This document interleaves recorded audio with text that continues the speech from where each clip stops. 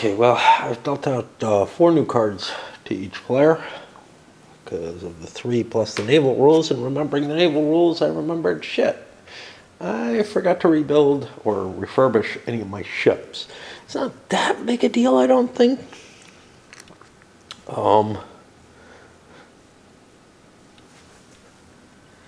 Basically, I think the Republicans can hold on to the areas that they're in that seem kind of important to them. And the nationalists maybe aren't going to get that big an advantage, but I'm not positive. And right now we're at the assignment. The nationalist has to go first. Now, as long as I've got troops here, this is pretty damn important. So I don't know that I want to give this up. And remember, the Republicans get to react to whatever is done. So this is kind of problematic. If I leave this up here, I'm opening it up to the Republicans being able to sail in and cause problems. So I almost have to keep my Navy together, or else I'm putting it at risk. Of course, I can throw planes at it, and I don't think there's any restriction on these planes that were forced to show up on the map for some unknown reason. I can't think of any reason, you know, within the rules, any rule that prevents me from using them normally. Although I would kind of like them to have a rule that said, hey, like in the first turn, you can only shift them as if they were ground movement or something. But no, there's nothing like that. So I'm a little afraid of losing. Now, I'm a little afraid of losing this too, though, because this will cost me a card. However, I really can't afford to split my ships up, because 2 dice versus 1 die, you know, chances are I'll survive. Yeah, I'm not going to lose a card. I'm going to take a chance with that. That puts it on the Republicans. Well, the Republicans have a destroyer squadron, which gives them a plus of some sort or another. Now, I don't know what the 2 numbers on the ships actually mean. Let's see if that's spelled out somewhere. It's not there. Maybe it's in the naval rules. Ah, yes. So air-to-sea combat has 1 modifier and another modifier normally, and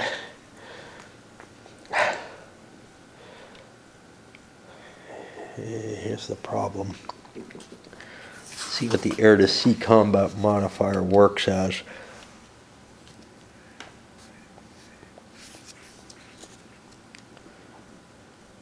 Yeah, I don't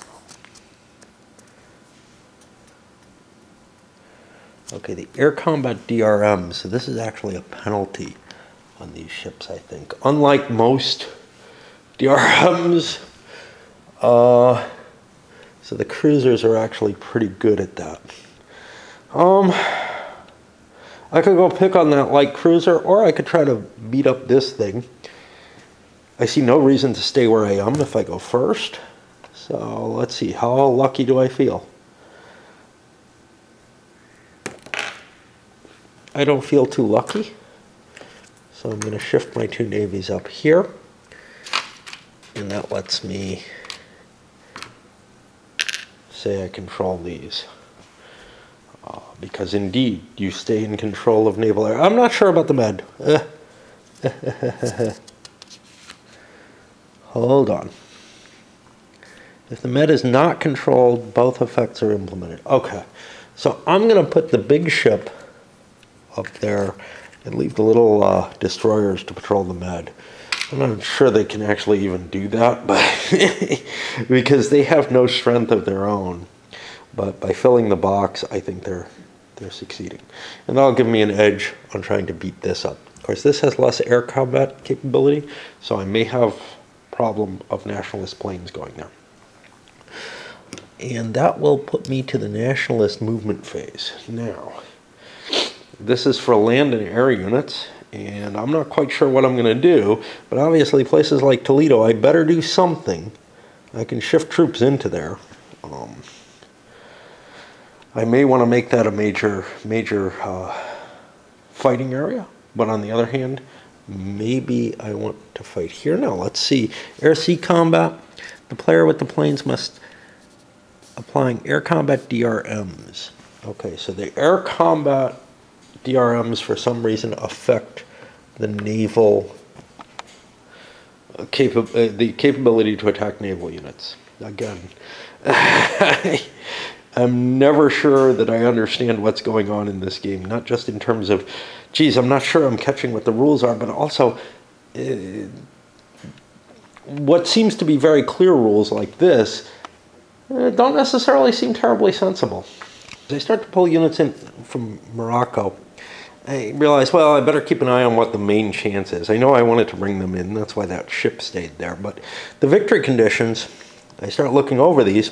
The Republican has combat units in more than 3 objective cities at the end of turn 10. That automatically wins them the game. Well, if they don't win the game automatically, I got a problem. Because the victory conditions at the end of turn 10 is the game is won by the player who controls more objective cities at the end of the game. If the Republicans don't have troops in more than 3 at the end of turn 10, I don't see how the nationalists don't already have, say, I mean, maybe the Republicans screw up and leave a lot of areas under their control that they don't have troops in for some reason or another. But otherwise, it seems really unlikely that the nationalists are not going to be holding 7 of the... well, no, there's 12, right? 9 of the objective cities, at least. Because this isn't the Republicans control 3. This is, they just have troops in 3 of them, which seems pretty damn easy, if they're at all holding out in the war. Which to me means the game will be, there's not going to be a draw. They say if they have the same number of OCs, the game is a draw. I cannot comprehend how that's reasonably possible, but maybe it's just trying to cover all bases. But damn, man. And that's the kind of rule writing that I'm seeing in the game quite often, where I'm looking at something and saying, I'm not sure this makes sense. Am I parsing the English properly? I just don't know. Anyway, I'm going to continue moving the nationalists. Again, huge disadvantage for them in terms of having to move first, I think. What I feel tempted to do is to start piling up all the units like this that I have sort of free reign to move. These guys can only go to these 2 places. They're not going to be able to go deeper. But these guys can shift all over the place, basically. Not all over the board, but they could go into here, here, here, here, here, here, anywhere behind that, here, here, or anywhere in the north. So they're basically capable of going damn near anywhere. And in order to kind of assess what forces I have, it feels like I should be doing that. Now, I got to be careful, though. So one of the things I have to worry about, so I look at some place like here and I say, oh, there's just one Republican. He can't leave here, so I'm good. Or he can leave there. Well, actually, he can't because he's the last unit there. But I got to be careful because something like this could move in and then this could move out. So it's a little more complicated. I do have to leave a barrier wherever there's a possibility of more than one unit moving around, because this guy can move to here and then this guy could push into there, and then there'd be a stronger unit than maybe I expect at Burgos, which I don't want to have happen. So let me explain what the nationalists did. Sensing or seeing a weakness coming up this way, sort of a soft underbelly, I've decided to move a unit into Elmira so that I could move into Murcia, etc. And did that. I'm making a play for Madrid here. That's going to force the Republicans to defend it. If I can win that within the first 4 turns, I win the game, period. So that's appealing. There's some holes of my own, though, that I'm exposing. Like, an attack could come down this way. I was leaving Salamanca open, which is bad, because that's an objective city. I don't want to do that. The thought that, like, you know, Madrid is too important. They'll sleaze a unit into there. They'll send a crappy militia or something in there. So I've thrown planes up here to help fight the James, and some up here in the hopes of an attack there. We'll see how the Republicans play things out in terms of where they place their units next, because they're up next. And I'm not really paying attention. I don't find myself paying attention to the event cards in terms of letting that help my planning, which is probably also a mistake. You know, also, just assuming other things are a mistake, but it is probably a mistake in the sense that there's probably information that looking at my event cards, I could figure out, hey, I really want to do this. But, you know, right now I'm just trying to absorb the game, and I'm not really at that point where I can handle that level of pre-planning yet. And I know you can say, well, what the fuck's the point then? Well, we're getting somewhere still. And I haven't placed generals yet. I don't do that until later. So yeah, we're up to the Republicans and how they're going to react to the nationalist positioning. The facet of the nationalist move was by moving into these 2 spaces and taking Murcia. I've made it so the Republicans can't leave these 2 spaces. There is absolutely no way that I can extricate these units. They're both in supply because they're both adjacent to a contested space, which again seems a little odd, but yeah, there's a lot going on in this game that I really, you know, don't completely understand. But I guess the idea of enough area in the backgrounds for both that they're not just like a besieged, surrounded little force is enough to say, yeah, there's enough territory there that they've got their supplies, etc., in place. Due to the nature of the, you know, fluid war that's going on, support from background, you know, areas around them, but it's hard to picture. It really is. Other than that, I haven't really gotten anywhere. I just wanted to point that out because I found that kind of interesting. The interesting factor has come.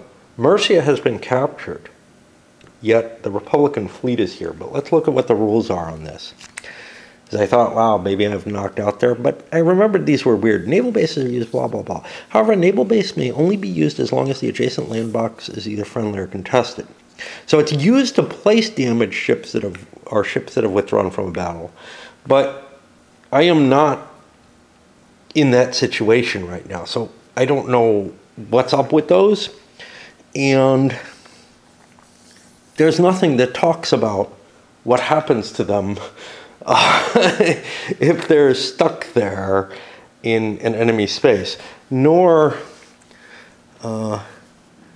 undamaged ships may be assigned to any naval area, port, or coastal, regardless of the service. Let's see. Ships, if a ship is damaged and the owning player has no bases available, it must be moved to a friendly port. Does that happen now? And here's the thing, if it does, they can never get out of it. So I've just screwed the Republican Navy, which would kind of make some sense if it was scuttled or something. But if it steams away, I mean, it can be repaired by cards. But so I don't know what happens here. There's nothing that says they get dislodged. There's nothing that says they're, I don't think they're repairable, but do I have a chance to move this unit down here, which I'm going to do anyway. It's the only unit that can get down there, I think, because all the Republican units are tied up and can only move one space, except for this one. And then guys back here are disconnected, so they're not going to be able to get there. Losing the fleet would be a terrible thing, but again, the rules aren't clear which way it goes, you know? And there's probably some humongous set of errata for this game, or FAQ or something, to cope with it. But man, it is a mess. I'm going to go look to see if there is any errata and whether or not. I was not expecting this kind of mess out of, you know, what looks like an Axis and Allies type game. I actually found a pretty extensive FAQ. One thing it does, I'm going to put this back here. Generals and airplanes that are placed on the board in a specific location are treated like first turn movement, which makes some sense to me. It's sort of the rule that's missing in regards to that. I could not find a rule for these boats, for this shipping, for this location. There's, again, a fairly extensive FAQ, and it covers all kind of detailed little questions, some of which I glanced at and they seem like I kind of understood them from how they're worded. This one not so much, but most of the others seem to be as worded, even when as worded seems a little strange. But here there's nothing, and here's what I'm going to say with it. I'm going to say these ships are stuck there, cannot be scuttled, they're not destroyed, nothing happens to them. And the argument for that is, maybe the nationalists would not be able to repair, would not be able to capture the ships and use them, but they're also unwilling to destroy them.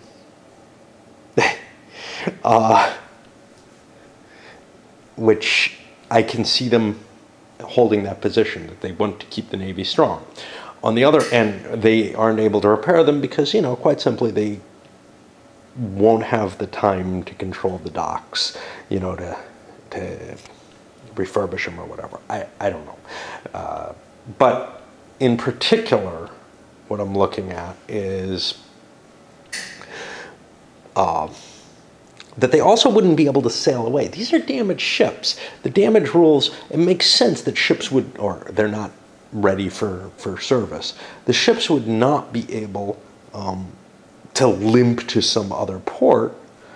So I think it's not an unreasonable situation, and that's going to allow the Republicans a chance to go save the ships if they so desire, and I believe they do. Republicans have done a number of things. For one thing, I pulled down here to Cordoba. That helps, you know, strengthen my support, of course, to Murcia here, protecting my boats. And it kind of makes sense that I was able to run down and save them, you know. Air power thrown into Madrid. I'm not thrilled with the air power I've got here, but it's what I could afford. More forces thrown here into Zaragoza. This is a game where you can't fight in a lot of different places at once. You're limited to the number of leaders you have for offensive actions. Pulling back on Bilbao, which I may try to take. I want to consolidate my holdings, but that meant giving Oviedo up, perhaps. We'll see. But yeah, I'm trying to form myself a central core where I have safe back areas.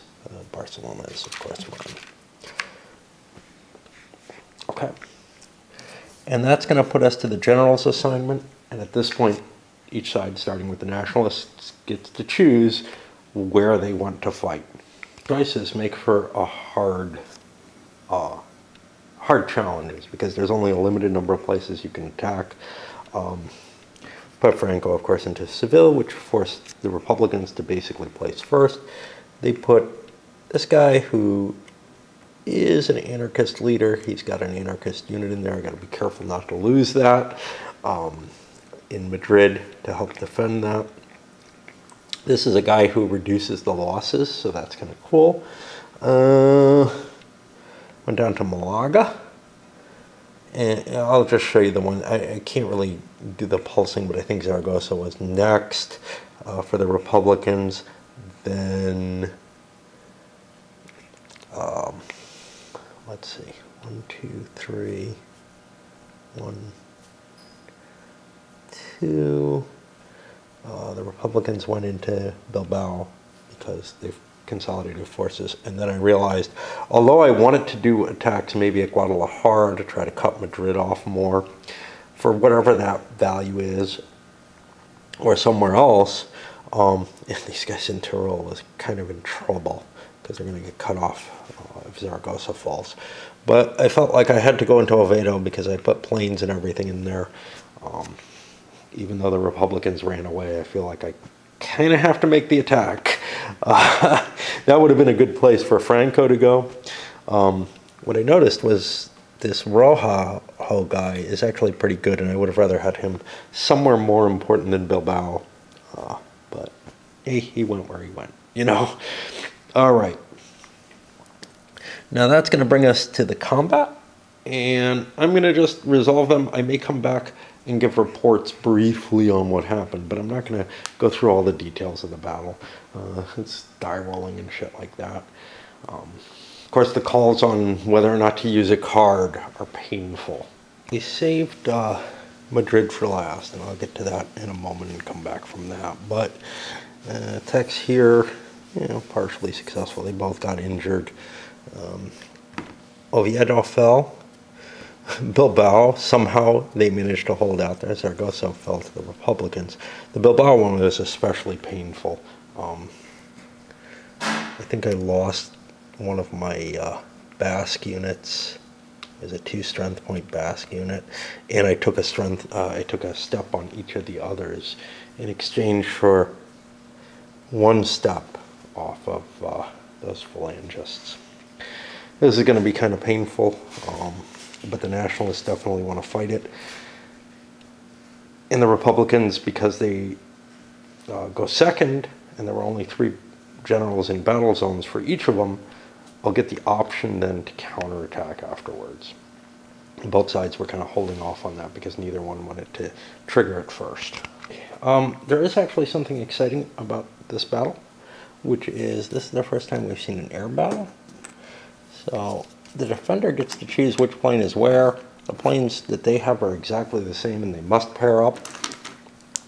So we'll do this one. Both are at -1. So the best they can do is hinder the other guy, basically make the plane turn over to used. And blue succeeds in turning one of the red planes over as a used plane. And then over here, blue's at +1 this time, so they can actually hurt. And the blue plane is turned over. The red plane's been shot down, which I believe it's just gone from the game essentially. But there are cards that bring planes in. If it's the same plane shown on the picture, I'll bring that in instead. You know, they may be limited to the card mix, but it doesn't really make a difference. Now, because this is such an important battle, I am going to consider using cards. The other battles were kind of blowouts, or at least looked like it. There was some consideration here that he might have used a card on defense at one point or another, but he chose not to. But everywhere else, I've kind of decided not to waste a card on it, basically. But this seems like a pretty damn important battle, since the game could actually be won by the Nationalists winning this battle. And they have, you know, 6 hits that they can do, +1 for this, 7 hits that they can do. They're not going to be able to take this all out with 7 hits, but they might be able to come close, or if they can get additional dice, they might be able to actually win the battle and actually wipe things out. So they've got to consider this more. They're doing the attacker, though, so they have to make the decision on whether or not to play a card first. Here's the problem. The Nationalists call off this attack after their first attack, and they're sending a regular... They're not sending their best unit in.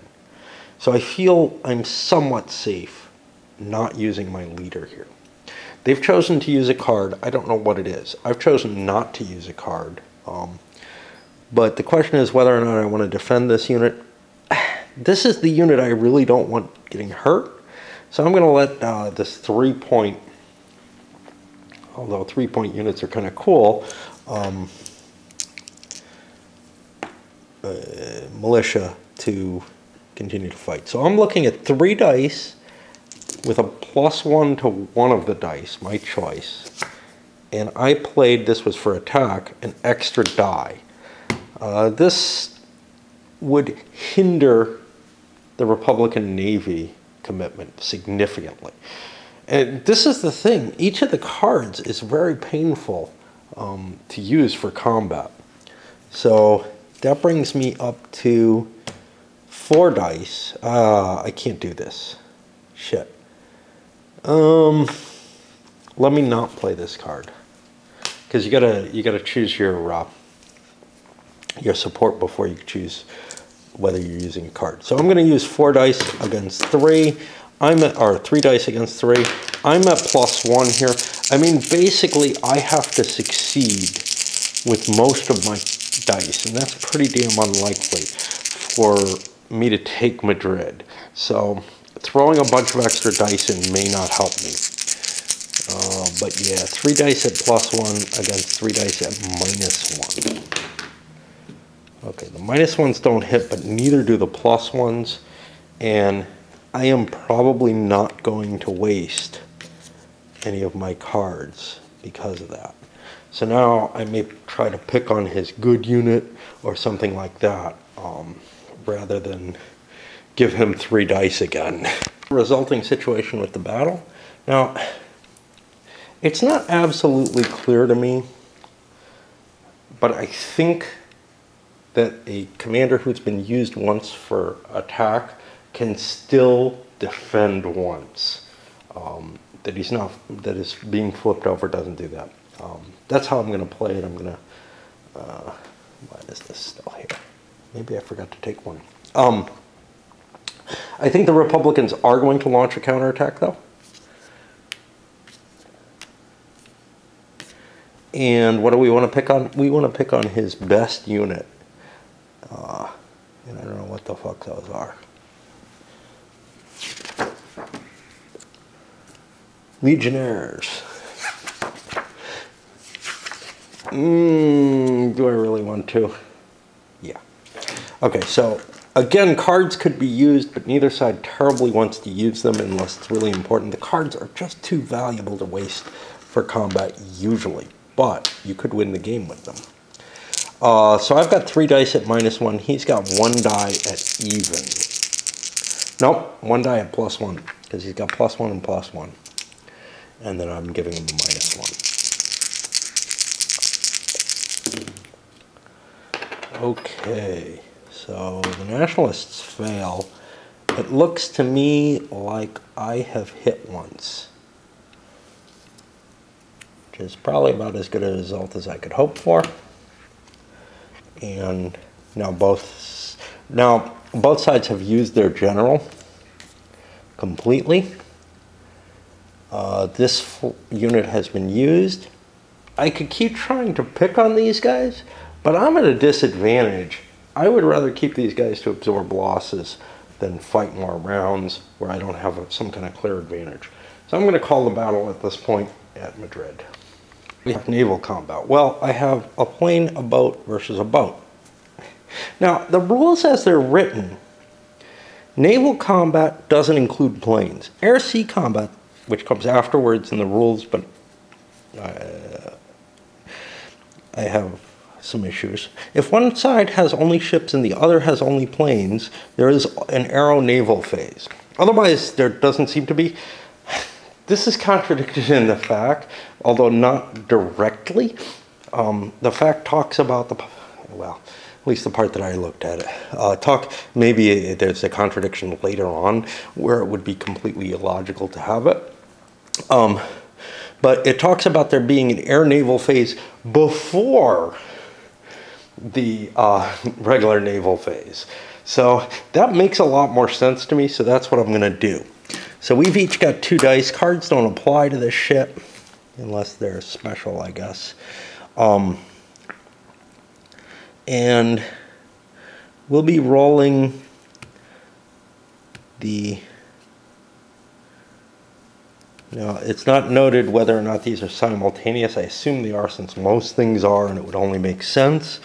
The player with planes must total the strength of his units and roll that many dice, applying +1.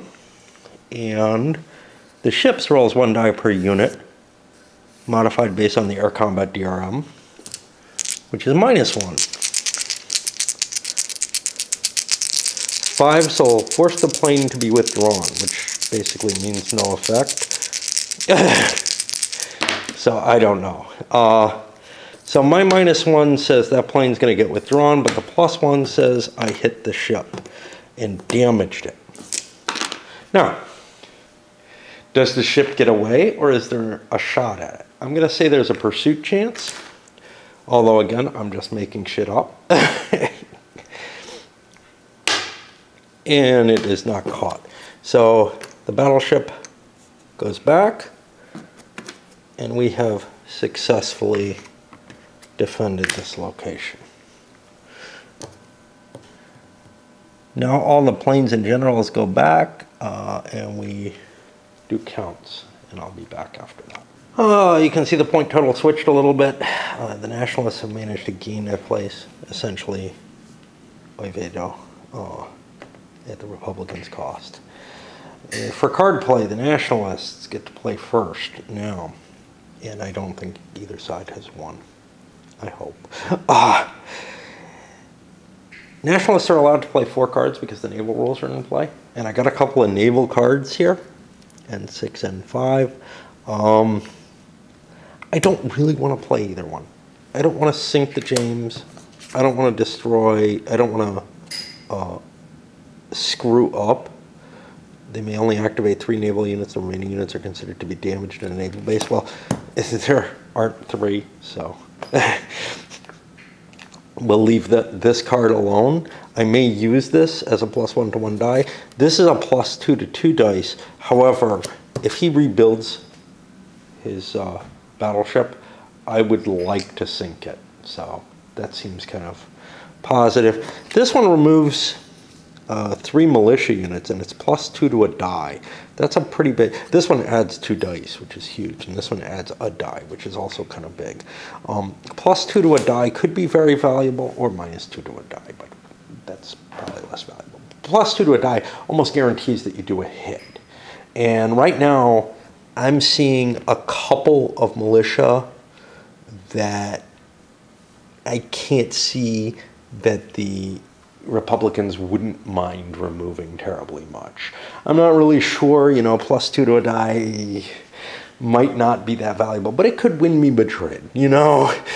So I'm not really willing to throw that card away. So I'm only going to play 3 of the 4 cards that I can. I'm getting the Italians at Cadiz. And that puts a tank in play, which I guess, well, tanks are like normal units, so that's not a big deal. This shows up in Seville, some more of my legionnaires. And then I get a general who can be put on the Nationalist player mat, so he's available for deployment. And that gives me a 5th general. So I have more attacks now. I really like that. A couple of these cards are kind of big, like this one's a die. Clearly I want the Italian units more than a die, I think. But this one's 2 dice. But on the other hand, again, I don't want to give up the cards.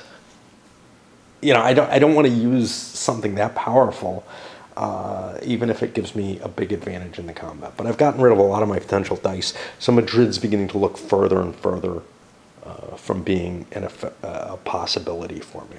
Now onto the Republicans, I'll figure out what they want to do. The Italians coming in, we're also seeing some serious Soviet aid as well. But first, let's put this goes into a new friendly box. I don't know where yet. This one goes into Bilbao. And it doesn't have to be a port. These guys are all coming in at a port, right? Yeah. I don't have a lot of friendly ports. I have Valencia, Barcelona. They're effectively equivalent.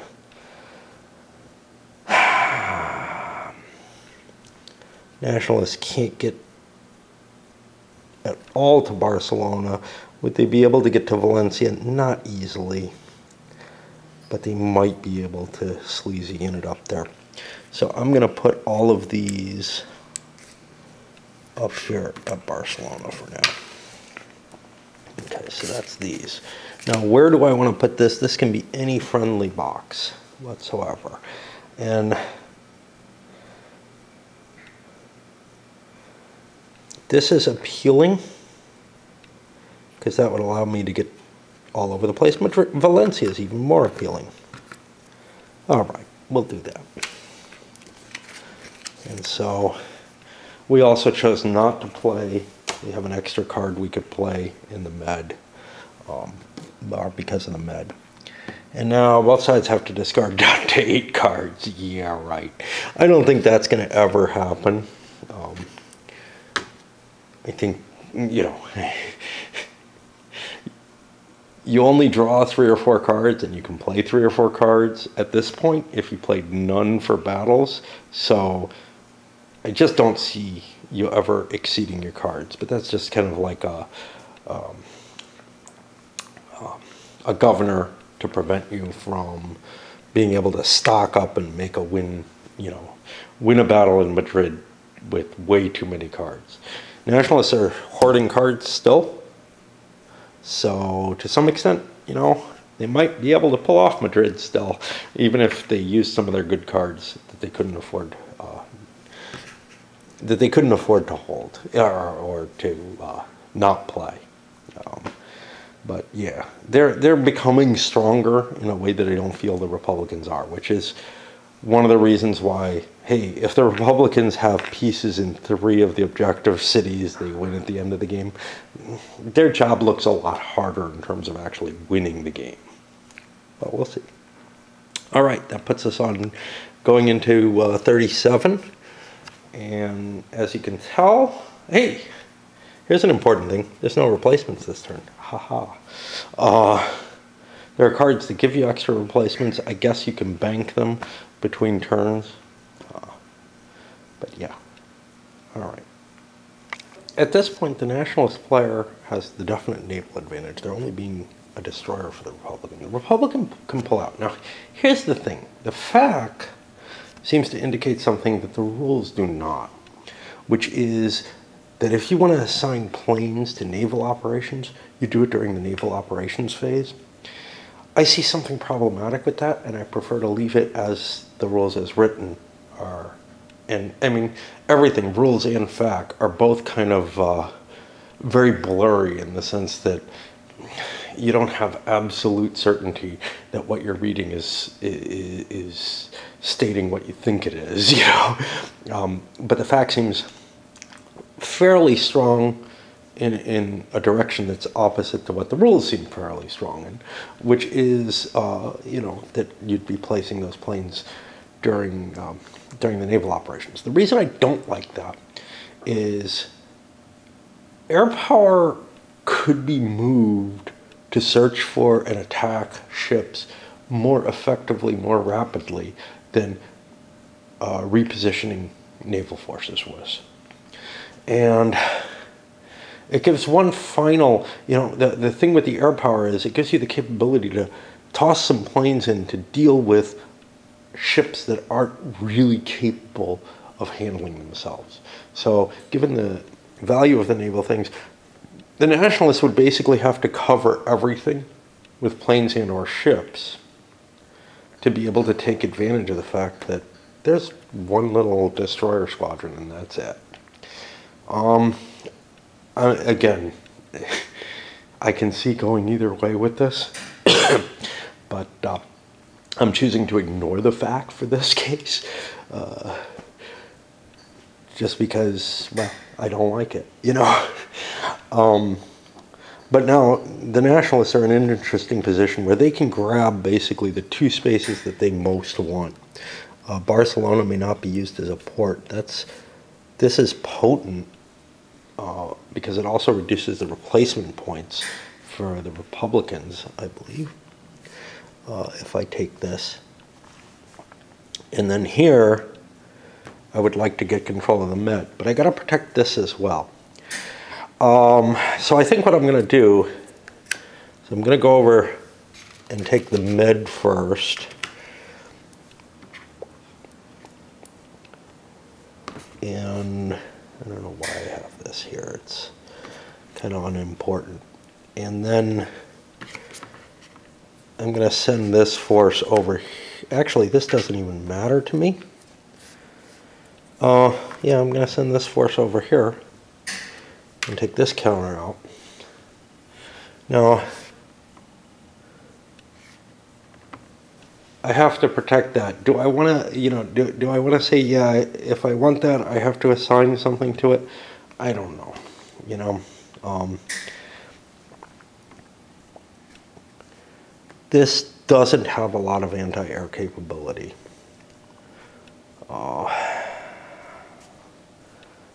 I gotta think about it, because I definitely don't want the Nationalists drawing one card less result. I would rather let the Republicans keep their extra replacement point than that. But am I willing to assign a plane? Because this thing can't hurt anything on its own, except maybe a plane. I don't know. I really don't know. Like, am I willing to use the fact? Because on the other hand, I don't know. I don't know how I feel. I'm going to stick with what I said and give the Nationalists this huge advantage of being able to drop planes later. I can always protect my ship by dropping Republican planes in the same location. So it just means that the Republicans don't have the capacity to move their ships to an area that's completely uncovered, even though planes would be able to react fairly quickly comparatively. So I'm sticking with what I said. And that goes to the Republicans, and they really don't have anywhere they can go. This is uninteresting as a space. I am going to take this away from the Nationalists and see what I can do about it. Whether or not they commit a plane to take that out. I'm not even sure if I'm going to be able to use my Navy from now on. The Nationalists are going pretty much all out on Madrid. If I can win it, the game's over. And I get to go on to the next one. Otherwise, they're covering key cities that they have. They would have liked to slip into Zaragoza, but it wasn't easy. They don't have a lot of forces, so he's actually cut off, which is kind of problematic, but I'll leave it that way. I could have freed him up by cutting this guy off instead. I see this guy is more important than that. Or I could have put one less troop into Madrid, which actually might be the most reasonable choice. So let me do this instead. Let me put this guy here. He could have made it there. That frees him up to go into Zaragoza. And now, I have more replacement points coming to me by one, unless the Republicans manage to get me out of there. But the Republicans are probably going to have to fight pretty hard to keep Madrid. At the same time, the Republicans are making a push towards Seville, which, if they win the Madrid fight and wipe out most of those troops, they may be able to get their own immediate victory. Remember, I'm saying the Republicans are probably facing a really hard slog in this game if it goes much further. I think the cards, etc., favor the Nationalists more because simply the victory conditions. The Republicans just have to have troops in 3 of the important cities, the objective cities, in order to win the game at turn 10. I'm not saying, maybe that's fair and balanced and everything, but if that's the case, it may be the situation that they're just going to be overwhelmed, and it's going to be, a close fight to do that. So why don't I go for the stab, see if I can take the win here. The disadvantage is, I forgot to place my Republican planes, which I definitely need to do. I don't know what I have here. It's so hard. These counters are hard to read for me, and they also have not been clipped. I have some pretty good plane power already from here, so these planes I could devote up to here. I could have actually thrown one of one of my planes there. Now remember, I'm playing with the you can't paw through the opponent's stack.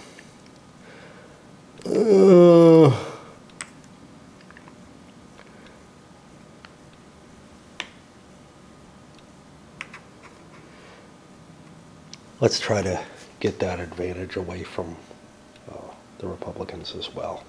Although I could, you know, pick on one of their ships, but planes are probably more valuable than ships, to tell you the truth. Okay, so now the generals have been placed. The Republicans putting Rojo in place. They can't afford to lose Madrid at this point in the game. And they have a limited number of generals, so the Nationalists were able to play things out. But there aren't a lot of good attacks. Madrid is where the big fight is.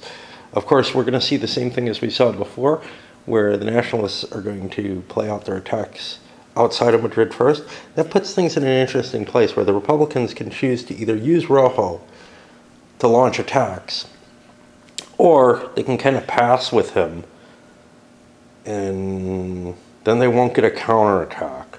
And it again puts them in a rough situation. The decision, Rojo is going to attack at least one round to get that extra +2 bonus. And of course, that also triggers an extra +1 for him, but I feel like I come out ahead. But what's happened up here? Not a whole hell of a lot. The Republicans have taken control of Bilbao. Pamplona went to the Nationalists. But otherwise, we've got kind of an attritional battles going on because there's just not much there to fight. I'm going to hold off on doing Varela. There's no reason for me to launch that attack yet until I just resolve whatever's going on at Madrid. This is kind of the game here, and you know, why worry about that? Although that could be an important fight if the game is going to continue.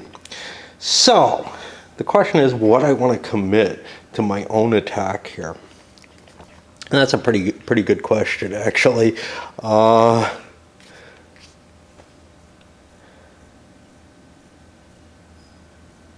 I have some cards that I'm interested in playing, so I'm probably going to go big on this first attack and put my best unit forward. Of course, I throw Rojo into it.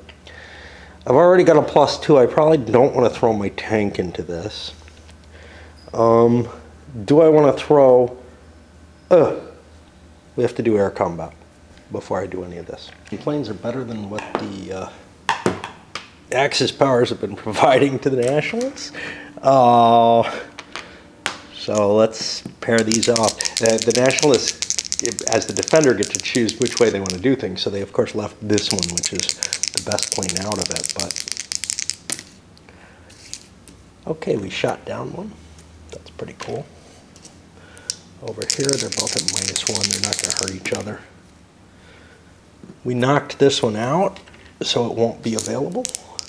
And I think this is done before, you know, if planes survive the Republican attack, there's another air combat phase handled when the Nationalists attack. And no effect there. Part of this determination is what I want to commit to this fight. I have Rojo, so that gets me a +2 to one of my dice. One of my dice. I could throw an airplane in, which would add another couple of dice and make it more likely that I'll kill this. But this is going to be a long fight. I don't want to keep throwing more and more resources into it. So the Republicans are just going to go with this. The Nationalists, we don't know that we're going to, you know, have another chance to use his defensive bonus, so we're throwing him in the first round. And again, do I want to throw more planes in at only a +1? I mean, he's doing something for me by giving me more kills. What do I have here? 3 to 3, 2, 4, 7, 8, 9 to 5, 6, 7, 8, 9. We're about equal there. I've got a little bit more plane power. It's going to be close. I think I'm going to commit an extra plane to give me an extra die. That +1, the more dice there are, the better that is. I haven't even looked at my cards, so I'm not sure. Now, the Republicans have the option, though, to throw another plus into things, and I'm going to play this as, well, do I want to reduce the damage that the Nationalists do? That's probably my best choice here. So a -1 penalty on 1 die, I'm throwing that in, and I got to look at the Nationalists, see what they're going to do. But I'm giving you kind of an idea of what the battle setup is. Why Rojo is doing what he's doing is he has a bonus he doesn't want to throw away. So he wants to make sure he gets that 1 round of combat where he's a little better, that extra round.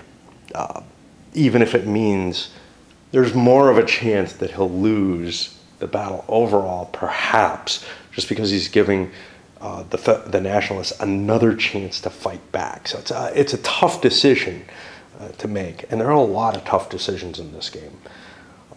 On that side of it, I understand why the game's pleasing to people.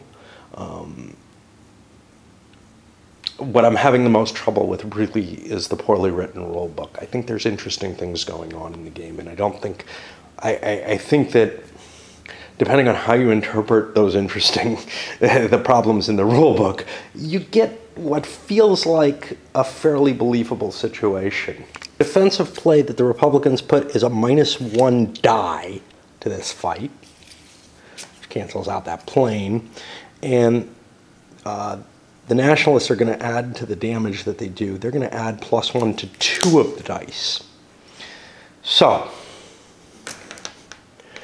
what we have is 3 dice, because there's +1, -1, -1 for the card. So 3 dice, and I have +1 to up to 3 of the dice, and I can, put that +1. I can double up if I want.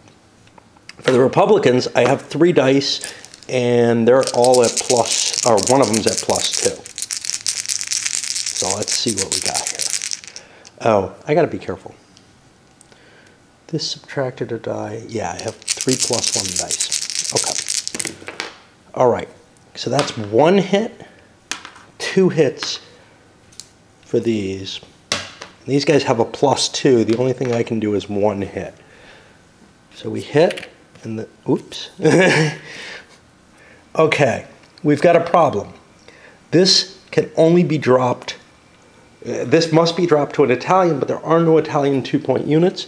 So now it gets dropped to a regular Army 2-point unit, which is not used up.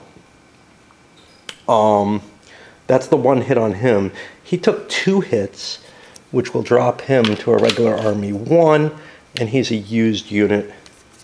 The leader's used, his leader's used, his plane is used. And the Republicans could keep fighting, as these 2 cards have been used, if they want, but they don't want to keep pushing things. I'm going to move immediately to the Nationalist attack because, again, I've got it all set up and I don't want to go to this little battle. I could do that, but there's no reason to jump around. Tough choices that the system imposes on you is, you pick on, say, a big unit and you put one of your big units against it. Now you've got 3 dice. If you roll lucky, you can wipe that unit out. If you have some die modifiers, whatever. So do you really want to add more dice? I've got cards that add dice, but counting up the number of dice that I'm rolling, if we're more or less equal, that's about what, that's the maximum damage I can do.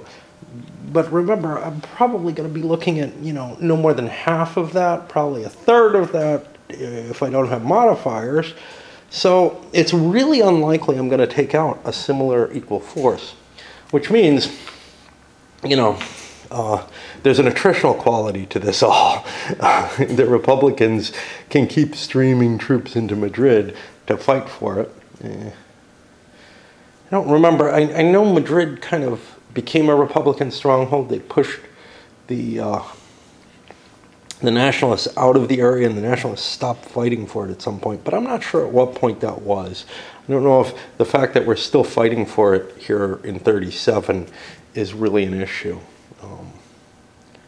But my knowledge of the war is fairly low, actually. as with most subjects. Anyway, I'm trying to make a decision of what I want to attack and what I want to use against it. So like, yeah, I'll probably use my best unit and my leader, and I will pick on what, you know, one of his units that's not going to be too good. But now, do I want to establish more support? I get to choose which unit I attack. Do I need more support? Well, I've already got a +1, so putting that in doesn't necessarily matter. But the choice of, you know, do I use a card? Well, it's better to probably use a plane than a card and throw a die in that way. Oops, forgot to do the air combat this time. The Republicans now have the advantage in air combat, so let's pick on the poor nationalists here. These planes are good at fighting. I'm doing these guys first this time for some reason. Okay, so I've got a +1. That's a 5. I abort one of theirs. +2 doesn't do anything. This plane is shot down, but the Republican plane is aborted. And then over here, we just have one nationalist plane. Am I not to commit planes? They get shot off. +1 doesn't help me. +1 does help me. I abort this plane. So all I have is one plane available. I think I'll do this. Now it's up to the Republicans to choose, hey, what do we want to do? Well, 3 dice, we definitely want to put our leader in, and I don't think we want to commit our tank for this. Do we have cards that we want to play? I don't know. That always takes me some extra thought. I'm already throwing 4 dice in at +1. And he's got 3 dice with a +1. If I could get some more die modifiers, that's probably the best thing to do in both cases. Cards have been picked. The nationalists are doing an offensive +2 to another die. And these guys are doing -2 to a die. That has to be the highest die though, so it's a little less controlled. Okay, so we've got, and this is just the first round. I'm probably not going to fight all the rounds on video. I got 4 national dice with a +1 and a +2. This doesn't count. This is air combat modifier. And 3 Republican dice at a net +1, but I have a -2 to one of the nationalist dice. You can see where it gets kind of complicated to remember all this stuff, but it works pretty well. Okay. So there's the nationalist. This die turns into a 4 from this automatically. So we'll just do that and turn this over so I don't take it. Okay, none of the Republican dice are modified. Well, one of them is modified by a +1. I get my choice, so I'm going to be doing 2 hits to this unit. Okay, and I can pull that unit out. Now over here, what do I have? We've already accounted for this. I have a +2 and a +1. That'll allow me to do 2 hits to the Republican unit. Oh, the nationalist unit is used. And we were picking on this poor militia unit, and I gotta find him. There he is. Oop. Okay, and we can put him back to pick on later. These 2 cards are used, and we go to another round. The next round was a fairly simple one. Both sides took 1 loss.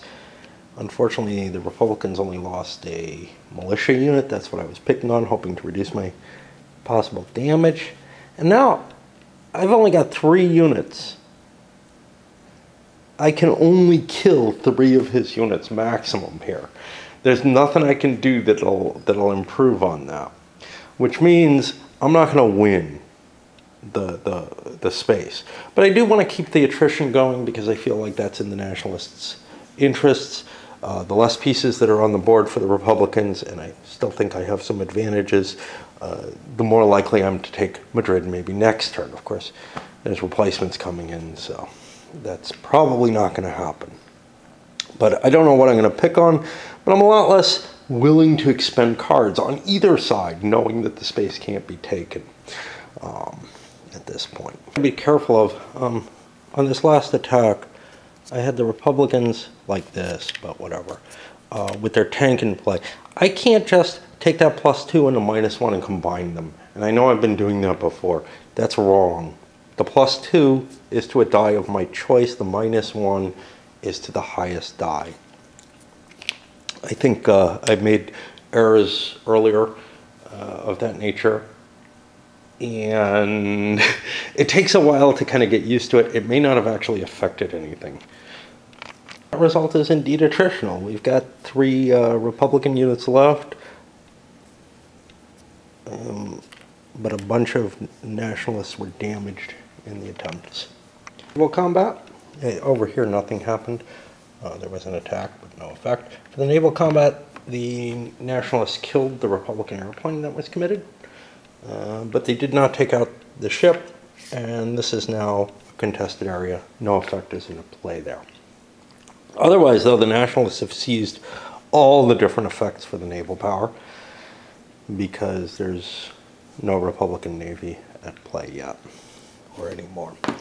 That is going to put us down to upkeep, where everything jumps back and we do some counts. Make sure nobody's lost the game accidentally. Doesn't look like it. Nationalists not finding a lot of cards they want to play. This one allows them to eliminate half the Basque units, but I've been killing Basques. I don't see a lot. I can't paw through their pieces. I don't know if that's going to be valuable, but my gut intuition is I've got most of them.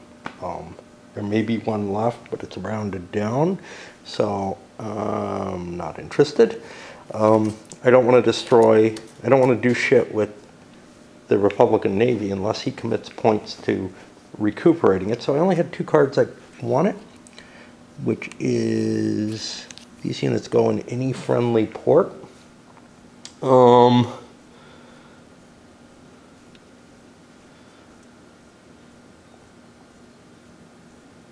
Cadiz is no longer friendly. Shit. So I guess I'll put them up at Oviedo. I could put them at La Coruna, which would actually give them more flexibility. Because there's some possibility, not really. Nationalists go first always. So we'll just put them here at Oviedo. It doesn't really make a difference. And then this shows up at Cadiz Naval Base. Oh, wait, maybe I don't want to play this because I don't own Cadiz. I don't know what would happen. You know, it actually doesn't say. I think it's a functioning ship in Cadiz, and I can pull it out. So I will play that. That's at least how I read the card. Maybe some of these cards, you know, individual cards have their own facts on them. I gotta tell you, if they couldn't bother to figure it out, I don't want to, in the base rules or on the card themselves, I don't want to have to try to guess and run up stairs or up and down stairs to try to figure out, hey, is there a special rule for this card? Are there cards like it that have a special rule? It's one of the problems with the game. It's just not well developed at all. You know, I'll see what the Republicans may or may not want to do with their cards. I decided to play all my Republican cards. These guys going to Barcelona. Yay. Oh, and by the way, the numbers stayed the same for what that matters. I managed to destroy. This actually doesn't remain between battles, between turns. I managed to destroy the nationalist battleship. I activate all 3 of these. That's basically 3 free replacement points that I don't have to put into my Navy. I'm going to go heavy on the Navy, try to win the battles there. And I'm leaving this here because he did control this, so that effect's not in play, but if he stays here next turn, it's going to go away. So I don't know. Again, making up rules to make the game work. And this can go in any friendly or contested. No. In any friendly port or in Albacete if friendly or contested. I don't remember where Albacete is. I've looked for it before and found it. I'm sure I can find it again. I would think it would be up here.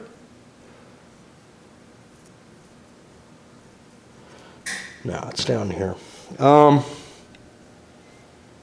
Is this an advantage over a port? Not really. But it's not really bad either. So we'll put them there. What the hell? Now we're out of cards. And now we go to the replacement phase. What do we get for replacement points? Well, it's a base of 7 for the Republicans. But we get 1 less for that. And a base of 9 for the nationalists. And now the nationalists have to spend first. The Republicans are going to rebuild their battleship. And I don't know about the sub. That's pretty crappy. But we've got a fairly big fleet prepared to go out. Notable about this turn is the replacement points are now, I can bring new 2-point units into play, or I can move a 2-point unit up to a 3-point unit. Now bringing new 2-point units into play sounds like a good move overall. The thing is, these bigger units have more oomph to them, but I think having more attacks and extra dice out of it, because if I upgrade a 2 to a 3, or a 1 to a 2, I'm only getting 1 extra die, whereas if I bring a new 2-point unit in, I'm getting 2 extra dice. But I don't necessarily want to bring militia in, so I might upgrade regular units rather than get extra dice of militia, which are kind of shit anyway with their -1 on their high die or whatever. Neat is where I upgrade a 2-point unit to a 3-point unit, I can build an extra 2-point unit. I haven't figured out where these are all going, but you know, I built the 5 2-point units I had that were regulars, and then I did upgrades to free up more 2-point units to put on the board. With that big horde of new units, I don't just slap them all in Madrid, no reason for that. What I do is I put them in places so that I'm preventing, there's 2 things I did. I put them in places so I prevent any kind of breakthrough type situation. Not that there can be a huge breakthrough, but you know, if Republicans can move into here, that causes an issue. Perhaps, I don't know, I'm more worried about the nationalists sleazing that way. But I also put pieces into places where I can sleaze into Republican spaces with just a 1-point move, which is important because if I'm leaving where there's forces, I can only move 1 space and gain more, take away some of their spaces and make them contested so that we both get points from them. At least in the case of Valencia. Should probably do that here too. Yeah.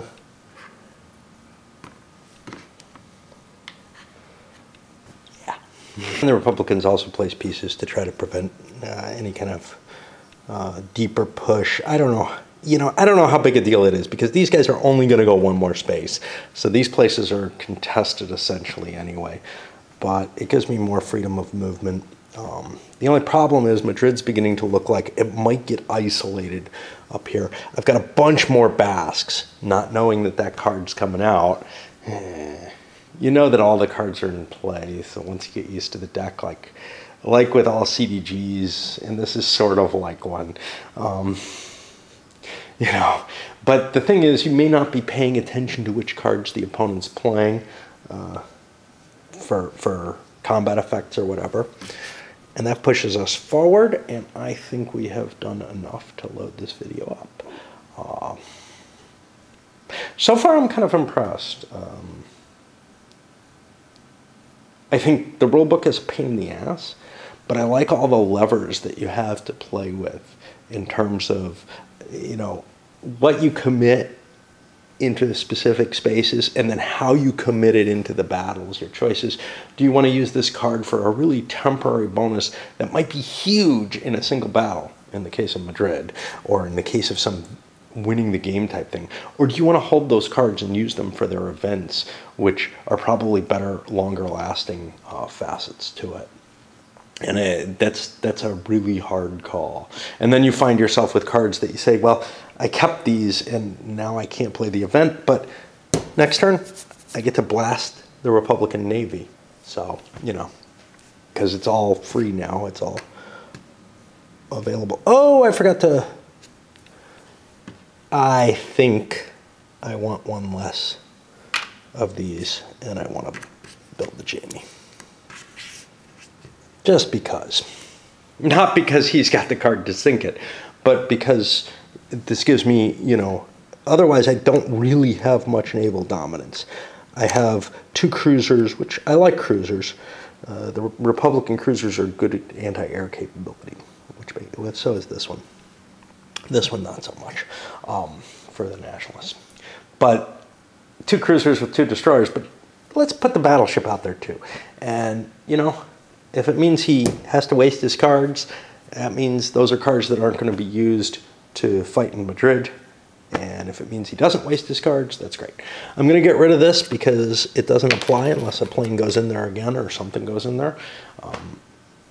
Just to help me not be confused.